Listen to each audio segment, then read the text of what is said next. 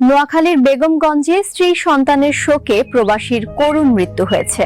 বিস্তারিত থাকছে প্রতিবেদনে।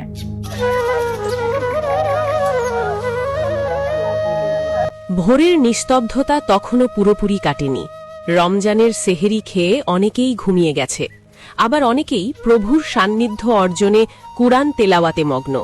ঠিক তখনই ফজর আলীর স্বজনরা তড়িঘড়ি করে অসুস্থ ফজর আলীকে হাসপাতালে নেওয়ার চেষ্টা করছিলেন। দীর্ঘদিনের মানসিক কষ্টে ভেঙে পড়া মানুষটি তখন মৃত্যুর সঙ্গে লড়াই করছেন, কিন্তু শেষ পর্যন্ত আর বাঁচানো গেল না তাকে। শনিবার ভোর 5:30টার দিকে হাসপাতালে নেওয়ার পথেই তিনি শেষ নিঃশ্বাস ত্যাগ করেন। নোয়াখালীর বেগমগঞ্জ উপজেলার লক্ষণপুর গ্রামে এমন করুণ মৃত্যুতে এলাকা জুড়ে নেমে এসেছে শোকের ছায়া। সরেজমিনে গিয়ে জানা যায়, ফজর আলী বেগমগঞ্জ উপজেলার 5 নং ছয়ানি ইউনিয়নের 6 নং ওয়ার্ডের লক্ষণপুর গ্রামের জাইনাল আবেদিনের নতুন বাড়ির মৃত আব্দুল আজিজ ও মৃত খাদিজা দম্পতির ছেলে। স্থানীয় সূত্রে জানা যায়, প্রায় 17 বছর আগে পারিবারিকভাবে ফজর আলীর সঙ্গে উপজেলার একলাশপুর ইউনিয়নের অনন্তপুর গ্রামের তোফায়েল আহমেদের মেয়ে সাইফুন নাহার মুক্তার বিয়ে হয়। তাদের দাম্পত্য জীবনে জন্ম নেয় এক ছেলে ও 2 ফুটফুটে কন্যা সন্তান। বিয়ের কয়েক বছর আগে ফজর আলী সৌদি আরবে পাড়ি জমান। বিয়ের পরও তিনি প্রবাসে কঠোর পরিশ্রম করে নিয়মিত সংসারের খরচ পাঠানোর পাশাপাশি স্ত্রীর জন্য টাকা পয়সা ও স্বর্ণালঙ্কার পাঠান। পরিবারকে সুখে রাখতে নিজের সবটুকু উজাড় করে দিয়েছিলেন তিনি, কিন্তু প্রবাসে থাকা অবস্থায় তার সংসারে নেমে আসে অশান্তি। অভিযোগ রয়েছে, তার স্ত্রী মুক্তা রফিকুল নামের এক যুবকের সঙ্গে পরকীয়ায় জড়িয়ে পড়েন। প্রায় 2 বছর আগে গভীর রাতে তার পরকীয়া প্রেমিক রফিকুলকে ফজর আলীর বাড়িতে স্থানীয় লোকজন হাতে নাতে ধরে ফেলে। পরে তাকে মারধর করে ছেড়ে দেয়া হয়। প্রবাসে থাকা ফজর আলী ঘটনাটি জানতে পেরে প্রবাস জীবন ছেড়ে দেশে ফিরে আসেন।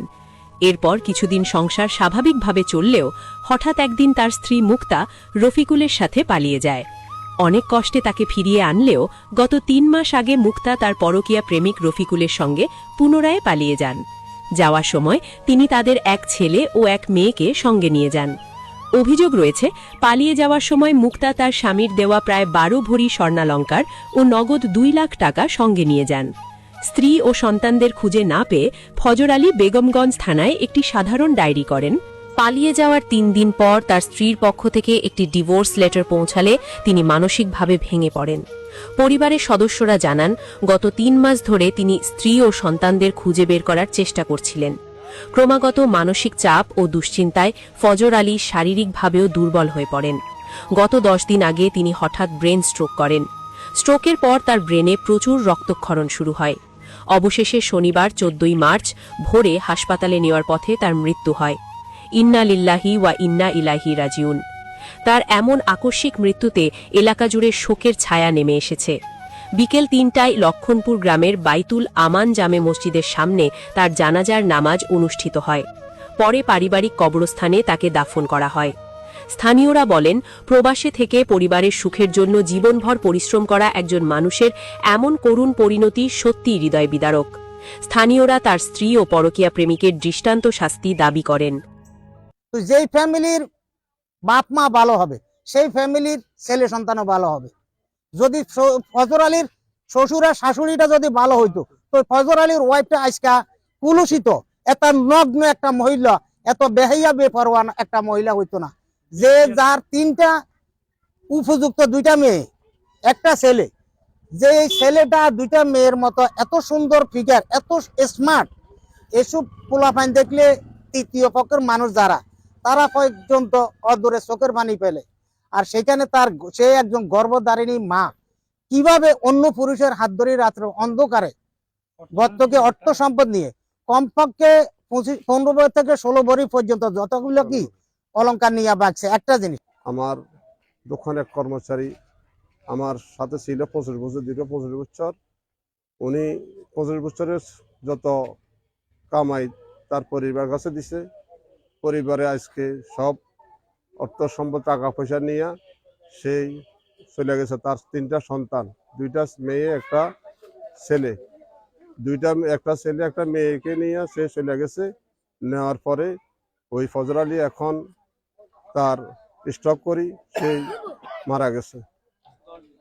এর ওয়াইফে আমনের সে তো বাড়িতে ঢুকছে, যে প্রবাস থেকে ঢুকে আর এক বছর আগে অনেক 4-5 মাস থেকে আমরা দেখি উনি কথা বলে সব সময় মোবাইলে, কিন্তু আমরা কখনো ওনাকে জিজ্ঞেস করি না। কেন জিজ্ঞেস করি? উনি একটু বয়স্ক হয়েছে ওই মহিলাকে, ওই কারণে আমরা কেউ জিজ্ঞেস করি না কখনো। এখন কথা বলতে বলতে পরে উনি আমাদের এলাকার কয়েকটা ছেলে আর একটা ছেলে সকার ওনাকে ধরছে। এটা নিয়ে অনেক কিছু হয়েছে। এর পরে আমরা এটা মীমাংসা করে জালকা আবার ঘরে ঢুকেছে। ওর দের বাসুরেরা সবাই মিলে মানে নিচ্ছে। মানে নেওয়ার পরে আমার দের যখন প্রবাস থেকে আসবে, ওই দিন আসার সময় আমার শাশুড়িকে ছেলে মেয়ে 3 জন সহকারে বাজারে পাঠাই দিয়ে উনি এই ছেলের সাথে চলে গেছে। যাওয়ার পরে 1 সপ্তাহ পরে আমার দের আসতে আমার বাসুরেরা আমার হাজবেন্ডে মামলা করছে, চেয়ারম্যান নিয়ে অনেক কিছু করার পরে আবার ওনাকে আনছে ঘরে। আনার পর আমার দেবরে মানে নিছে, আবার সংসার করছে। আমার দেবরের কাছে শপথ করেছে উনি এই ছেলের সাথে সম্পর্ক হয় নাই, শারীরিক কোনো সম্পর্ক হয় নাই, এমনি গেছে। বিশ্বাস করে টাকা পয়সা আমার দেবরে আসার পরে বলছে যে তুমি আর প্রবাসে যাবে না, তুমি যদি যাও তাহলে আমি আবার চলে যাব। তো আমার দেবরের বিষয় ক্যান্সেল করে দিছি। এরপরে আপনার প্রত্যেকটি টাকা পয়সা আপনার জিনিস 10 থেকে 12 ভরি জিনিস, অনেক টাকা মানে কাগজপত্র যা ছিল ওনার হাতে দিছে। যে বিদেশের লাইফে যতটুকু কামাইছে সবগুলান ওর স্ত্রীর হাতে দিছে, দিয়ে বলছে বিশ্বাস করছে যে তুমি আর যাইতো না। হে বলছে আমি আর যাবো না ওই ছেলের সাথে, এগুলাম বলি তারপর দিছে। আমরা স্বাভাবিকভাবে আমরা দেখতেছি আমার দেবরে আজ 3 মাস গেছে, যে এখন 3 মাস। এর আগের কথা বলতেছি, আমার দেবরের সাথে আমার জালের সাথে কোনোদিন ঝগড়া হইতে আমরা দেখি নাই, কোনো মারপিট হইতেও দেখি নাই, কখনো মারতেও দেখি নাই। কিছুদিন আগে রাঙ্গামাটি যে ঘুরিয়ে আসছে, যেখানে যাইতে বলে ওইখানে নিয়ে যায়, যেটা খাইতে বলে ওইটা খায়, যেটা কেনার প্রয়োজন ওইটা কিনে, কখনো ওদের সাথে ঝগড়া হয় নাই। ওনারা স্বামী স্ত্রী একই সাথে। আমার মেয়ের একটা মেয়ে হয়েছে হসপিটালে, এখন আমার দেবরে আর আমার জালে দেখতে গেছে, আমার নাতিনকে দেখতে গেছে। দেখার সময় দুজন একই সাথে ওনার শ্বশুর বাড়িতে আসছে। শ্বশুর বাড়িতে আসার পরে একই সাথে ছিল, বিরিয়ানি আনছে, খাইছে, হাসামত করার পরে দেবর আবার সকালবেলা আমাদের কাছে হাসপাতালে গেছে। এই হাঁকে দিয়ে জালে তার ছেলে মেয়ে 2টাকে নিয়ে স্বর্ণ অলংকার টাকা পয়সা যা নিছে 3টা লাখিস কাপড় চোপড় ভর্তি ভরে উনি মানে বলছে যে আমি আমার বোনের বাসা যাইতেছি। বোনের বাসায় যাওয়ার কথা বলে সিএনজিতে উঠছে, ওনার ভাই উঠাই দিছে। উঠে দেওয়ার পরে এখন কোথায় গেছে আর আমরা এটা জানি না। আমরাও উপযুক্ত বিচার চাই, তার ভাই কন বাপ কন সে কোথায় গেছে, এটা যেহেতু তার ছেলে মেয়ে 2টাকে এনে দেয়, এটাই আমরা বিচার চাই, আর কিছু চাই না। তার এই ভাই আর বাপের উপযুক্ত শাস্তি চাই, ওই আমার জালেরও শাস্তি চাই।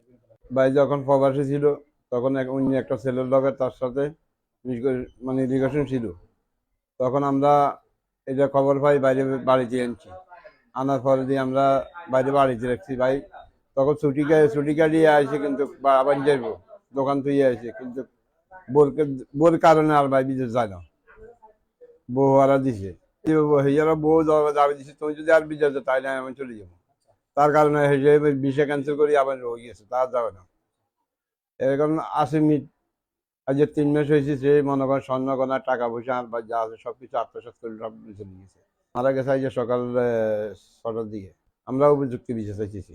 আমার আব্বুর সবকিছু, আমার নানারা, আমার আব্বুর সবকিছু, আমার আম্মু সবকিছু, স্বর্ণ গয়না টাকা পয়সা সবকিছু নিয়ে আমার ভাই বোনকে নিয়ে ওরা, আমার নানারা এখন আমার আব্বুকে আর কিছু বলতে চায় না। আমার আব্বুকে অনেক চাপ দিয়েছে, আমার আব্বু এরকম অবস্থা হয়েছে। ওরা চাইতো আমার আব্বুর সবকিছু নিয়ে যেতে, ওরা স্বর্ণ গয়না তো সবকিছু নিয়ে গেছে।